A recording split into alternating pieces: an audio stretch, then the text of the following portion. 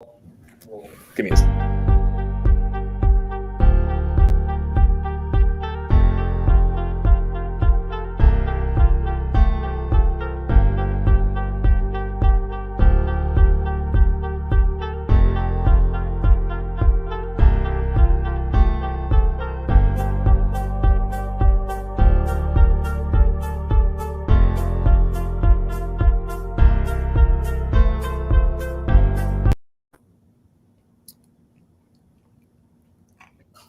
Welcome to Irish Illustrated Overtime. It is Irish Illustrated's new post-game podcast. I am Tim O'Malley, joined by Tim Priester of Irish Illustrated and John Bryce of FootballScoop.com. And guys, I don't know if we picked an easy week to start because we're all going to agree, and that's not generally great radio, but it's 56-3 Notre Dame over Tennessee State. And we want this to be interactive as well for our listeners and subscribers. There is a chat at the bottom of the screen. I will look to monitor, and I will veto all those questions I don't like. But starting now, I think we figured the game would end up the way it did. A little bit of a slow start, but it's really hard to nitpick. We are in nitpicking phase here if there's 55 yards gained on one drive and 101 the rest of the way for the opponent, no matter who the opponent is. Well, when the opponent is Tennessee State, you are going to nitpick a little bit more. And we're in the nitpicking business, right? But we also realize that in two games against lesser teams, Notre Dame's been predominantly really, really good start to finish against Navy. And then, this game, give Notre Dame a little bit of a break, right? They, the emotions are coming up and the trip to Dublin. I know most people don't want to hear about Tennessee State came out offensively and did things that Notre Dame wasn't preparing for defensively, but that is the nature of the game. So they started a little bit slowly. I was, a little bit disappointed. I don't think that the offensive line was cohesive the whole time, but we can go down all the stats: 557 yards to 156. Third down conversions, red zone stuff. Predominantly, Notre Dame's been pretty great for two games.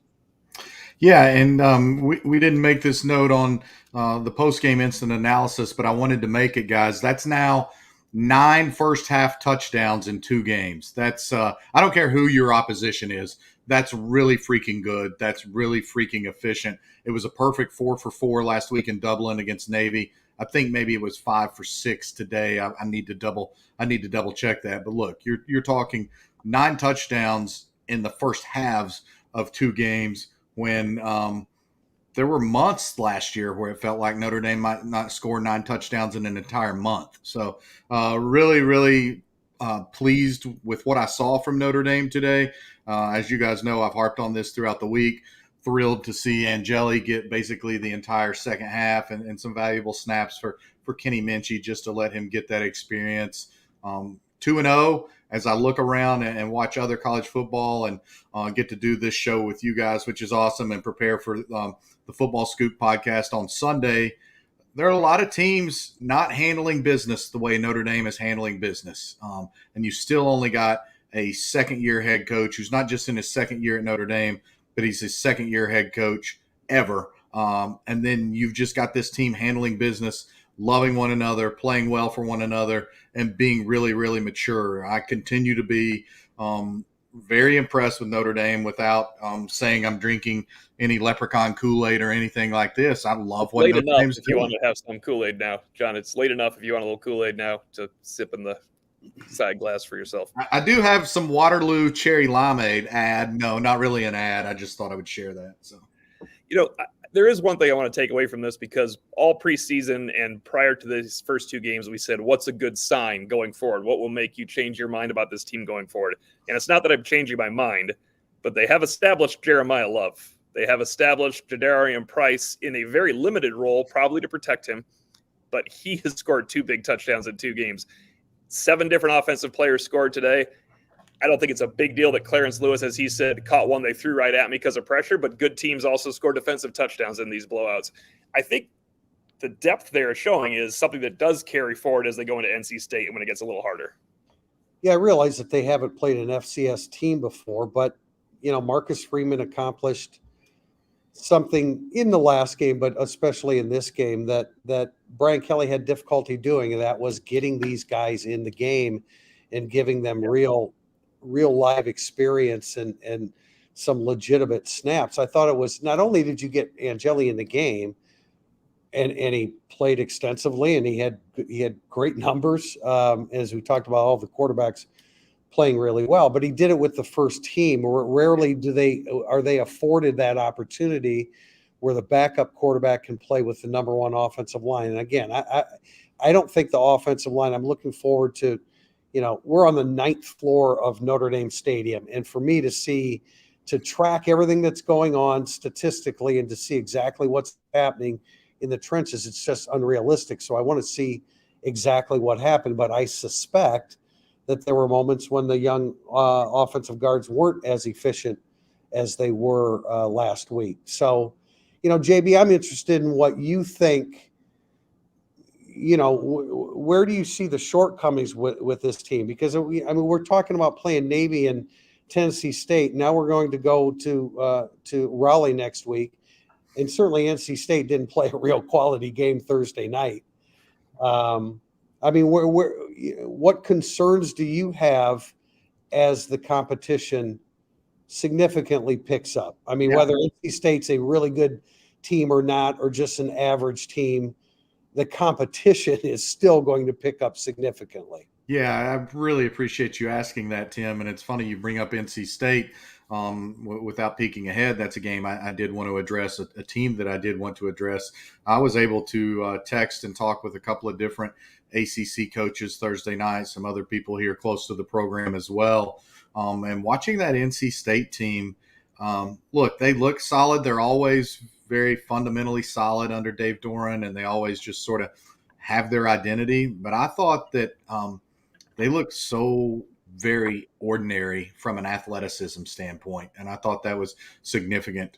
And I thought that as they get into the meat of their schedule and they host a team the ilk of Notre Dame, I think that portends very badly for NC State. When you talk about shortcomings, look, early today in this game against Tennessee State, as we've talked about, Notre Dame, did it get off to a fast enough start? What did it do there? How much of that was a deliberate message being sent from a physicality standpoint versus what it could not do? I thought Notre Dame struggled a little bit early offensively today to get some guys open. And again, we know Tennessee State has a good secondary. They had some really nice athletes, and I like what Eddie George is doing there. But you expect Notre Dame behind that offensive line and with the weapons that the Irish have to get some guys running free and running open.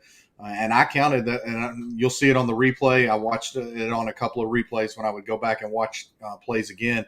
There were some moments where Sam Hartman had literally 4 to 6 seconds to get rid of a ball today, and he couldn't find anybody open. So if you want to nitpick, I would be a little concerned that there weren't guys more open downfield. Now, there was one play where there would have been a guy open downfield, and he blatantly got grabbed by the Tennessee State defender, and it wasn't called. And I can't remember which Notre Dame target it was right off the top of my head. You guys will both see it on the replay, and I'm sure some of our listeners and viewers saw the exact same play I'm talking about. So that's it for me. I'm not real worried about special teams. I know there were a couple of hiccups there, but again, they blocked a kick. Bryce McPherson, I've been told, we didn't see him last week in Dublin, but I had somebody in the program tell me, like, hey, man, I think you're really going to like our punter. And I looked at him and I was like, what? And he goes, I'm telling you, the guy's pretty good. So I think that he can be a secret weapon, so to speak, for Notre Dame.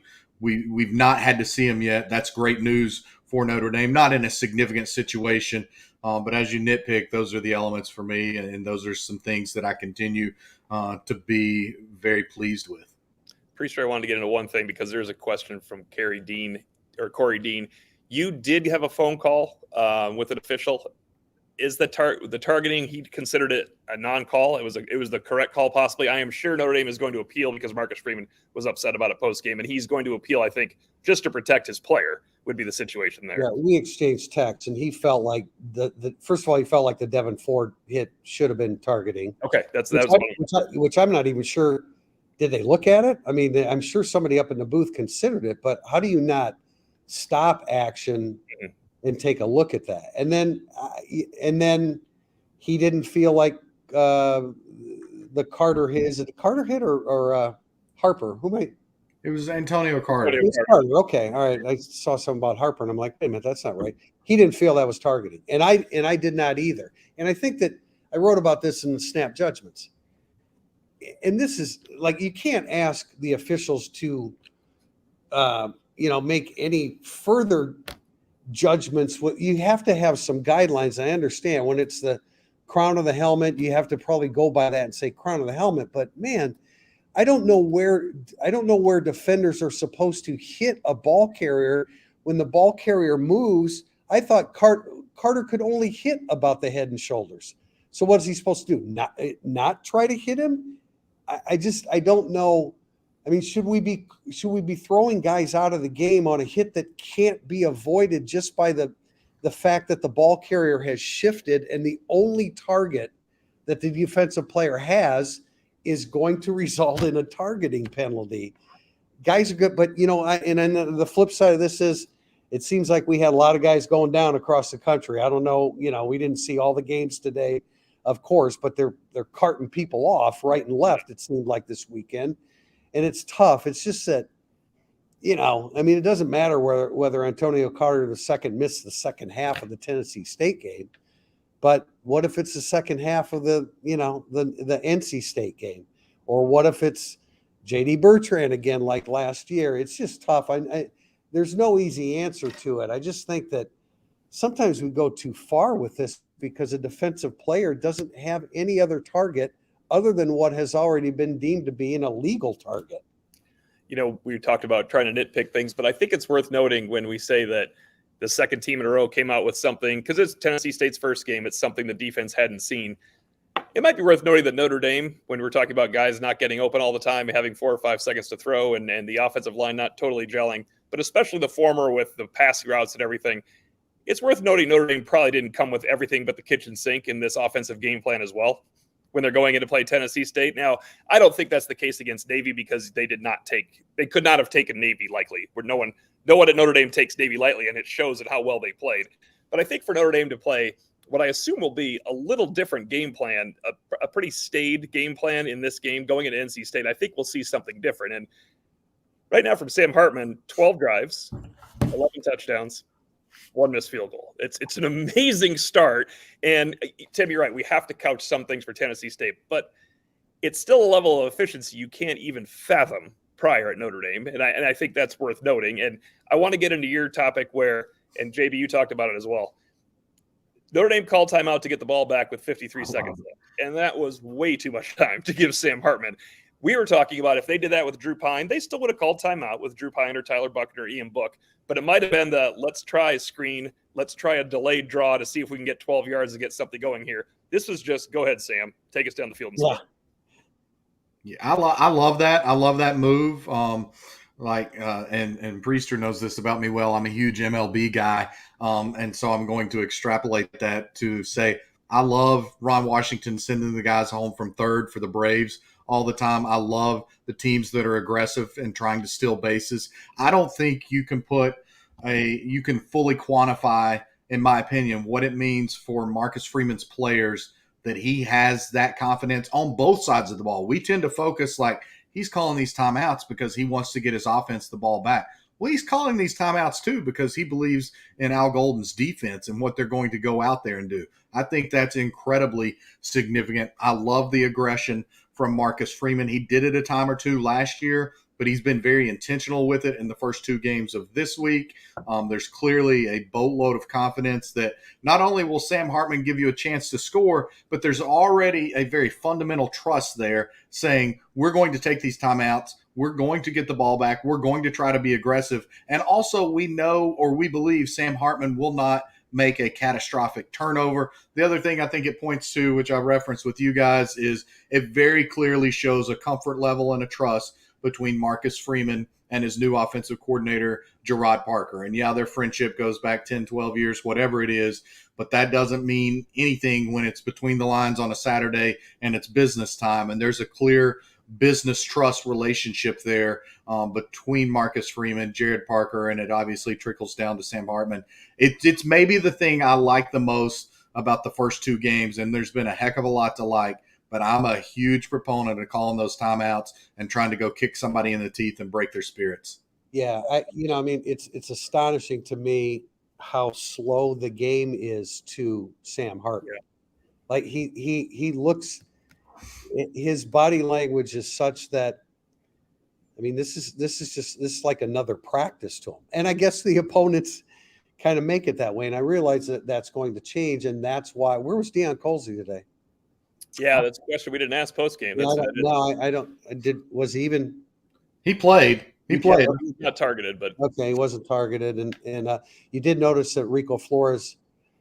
I'm interested to see what the snap counts were, because he got more than he did, certainly more than he did the other last weekend, and that was in lieu of Merriweather. Now, again, I'm not being a promote. We don't want to talk about Merriweather. We talk about Merriweather too much. His skill set is great. But they need more out of him. They need more out of Colsey. If they don't get it from them, then they need more out of Flores. I think we're all ready for, okay, let's go to, I mean, I'd like to fly to Raleigh tonight. Let's go to NC State and let's start talking about that game. And I was so excited for a Thursday night game with NC State on, and I tracked it all, and looking ahead to that game, Brennan Armstrong, man, with every 5 yards you move down the field, he becomes less and less and less accurate. He is a bear to try to stop when he decides to run. And when he's got his eyes on the yard markers and the first down, he generally gets there. But that dude, he is not very accurate. He just isn't. And he's got some receivers that I like. Timmons I like. Concepcion, who's like a 580th rated player in the country, a true freshman, has really stepped forward for them. Who else did I see? I think their running back, Jordan Houston's a pretty good ball player. But as I look ahead to that, NC State's going to have to play a lot better football than they did the other night. And I know that people discount UConn, and I'm just trying to, like, I started a thread on our message board about, we just talk football instead of always being looking at it from a fan's perspective. I would like to talk football from a coach's perspective, from the perspective that the players and coaches are looking at it.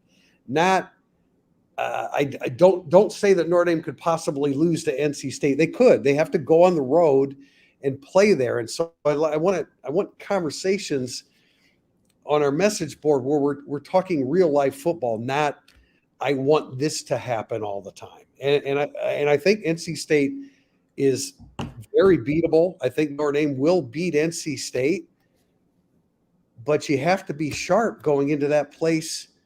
Fortunately, it's during the day and not at night. But you have to be sharp. And I know that there are they got diced by UConn's running game. And I know there are better defensive players at NC State than what we saw the other night, but they got sliced apart. They better play well. Otherwise, Notre Dame will cut them apart.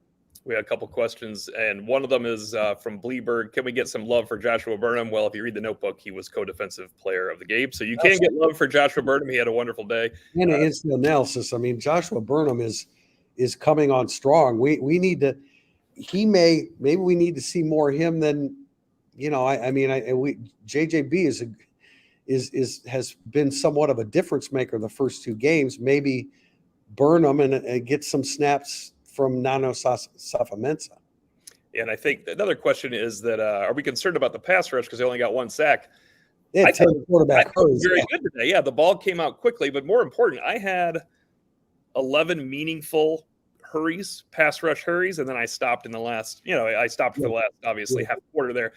But you're going names. I mean, Leafau was in there. Now, sometimes these hurries happen and they complete a pass. Like there was a pass interference, but I had Leafau for 3, Burnham for 2, JJB for 1, Cross for 2, Mills for 1, Botello with a sack, Osafa-Mensah, Sneed, and then I guess I did track even Ford and Zinter at the end. I thought they got in there pretty well. I guess pregame we did have some colleagues talking to us about can they go after a sack record today. So in that way, no. But clearly the game plan, as is pointed out here by Bleeberg, the goal was to get rid of that ball because they were going to be overrun if they did not get rid of the ball with Notre Dame's pass rush. Now, different. NC State did not have a great day on the offensive line, but they're not going to they don't have to sit there and game plan for Notre Dame. We have to get this ball out, JB. Yeah, and officially I think Notre Dame credited with 10 quarterback hurries today, but I'm with you. O'Malley. I thought that the Notre Dame defense did a lot of good things, and specifically there was a play early in the game, first half, where Jalen Sneed blew past the TSU left tackle. I don't know, the guy had barely gotten out of his stance, and Sneed was by him so quickly. And what it forced the TSU quarterback to do was step into the pocket, and Riley Mills absolutely crushed him. The people that are going to go back and watch this on replay, you're going to love this play. And it was a play that I focused on in the moment just because I had really dialed in and wanted to see what Sneed could do. He beat that left tackle at birth. He really was problematic for that quarterback. The quarterback stepped up. Riley Mills absolutely crushed him. He heaved the ball downfield helplessly that fell incomplete.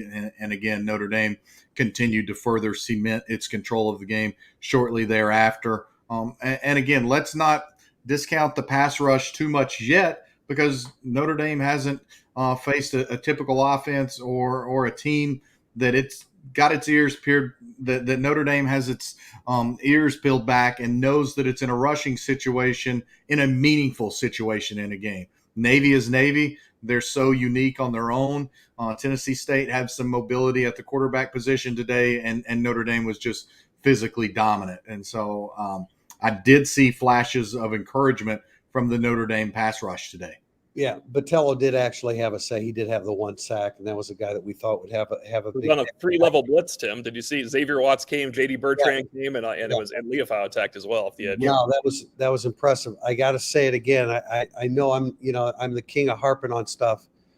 Riley Mills has got to get off blocks, man. You can't be stymied on a fairly consistent basis by Tennessee State. You can't. You've got to get off blocks, especially with Rubio out for a little bit while longer. Now, he flashed against Navy, and he flashed today on a big play, and then that seems to stand out. He's not getting off blocks. Jason Onye is playing really, really good football. I want to take a closer look to see what Heinisch did, and Kiana Ina did as well. Kiana Ina, I think, had three stops, so that's encouraging. Every time he comes in a football game, all 3 times in his life, he's all over the field. Yeah, no, I'm not kidding. Yeah, maybe those guys, it's got to be more consistent from the inside. And again, I'm these 2 games are behind us. Now we're talking about NC State. Now we're talking about Ohio State, who has their own problems at quarterback, obviously. Who knows what their quarterback situation is going to be 4 weeks from now when Notre Dame plays them, or however long it is from now. Hey, look, everybody else has problems too. You watch Louisville the other night, and I think that's a dangerous game. And I give Louisville a lot of credit because they did not play very well. They didn't play very well at all, and they were vulnerable essentially on the road playing Georgia Tech, and Georgia Tech scores 28 points in the second quarter. And Louisville's quarterback play with Jack Plummer was just awful. Awful, inconsistent. Now he ended up throwing, I think, what proved to be the game-winning touchdown pass. But that Thrash kid that transferred from Georgia State's really, really good. So, look, all these other teams have problems too. But our job is to evaluate Notre Dame every day. And these other teams, for 1 week a season, Notre Dame's got to get more production out of Riley Mills. He has way too much playing experience to be as ineffective as he is for long stretches of time. One question I did not happen to notice, because we track so many things up in the game. This is what film is for, but Matt Malham asks if you guys did a couple whiffs in pass pro today, Rocco twice and Fisher once. I read that question because there is a situation Notre Dame's offense has not been in because of the opponents they played. This is truly because of the opponents they've played and Sam Hartman's ability as a quarterback against lesser competition. There has not been third and obvious pass facing Notre Dame other than the beautiful swing pass to Audric Estime when it went from 3rd and 2 to 3rd and 12. Yeah. And they combated that with a great play call. That's what you get a little bit with NC State coming in. Third and obvious pass situation. Obviously, you think Blake Fisher, Joe Alt, Zeke Correll, and the guards can handle it. But I think that's probably the next hurdle coming up, is when Notre Dame's not able to always be in 2nd and 4 and 3rd and 2. And Notre Dame needs to be able to confront those situations without having to be in a max protect. And I can't say that I saw all 3 of those MAs today in past situations, I do remember very specifically seeing one from Rocco, and TSU got pressure right up the middle, and Sam Hartman stepped up and avoided it. But I did see that. I did notice that. And to your point, yes, Notre Dame is probably going to have a 3rd and 14 at some point next week against a quality, again, very fundamentally sound. Not that I thought it was super athletic, but a fundamentally sound, solid NC State defense. What can Notre Dame do in that situation, especially as we've looked at the fact that early today I thought that there were some instances Notre Dame didn't get guys open when it needed to. And then obviously we've got a reader asking us about potentially 3 MAs in pass pro. How about Jeremiah Love, man? Does that guy have skill? I mean, that is just a beautiful athlete and a beautiful runner. And I love what Dylan McCullough and Jared Parker are doing and getting him involved right away. The opponents have been good to do that, but I think that probably would have been a part of the plan regardless. Really love the way he looks. Jadarian Price. Now, Tim, I turned to you at one point. I'm like, what's the deal? Price is just not being used much today. And then that's next thing you know, he scores a touchdown. I just love that kid. Is he just a? Well, he scored a touchdown where he looked incredibly sudden too. That was. Oh yeah, absolutely. I mean, Jadarian Price is what makes Notre Dame alums proud when he stands up there and talks. And we interviewed him earlier in the week, and he's just a special kid. I interviewed him the other day. He said, I know that I couldn't achieve what I'm going to achieve had I not gone to Notre Dame. I mean, I love hearing that kind of stuff, and the kid can play. And here's the reality of it. What we're seeing in Jadarian Price, he's going to be a lot better next year because he's going to have knock on wood that he gets through the season healthy.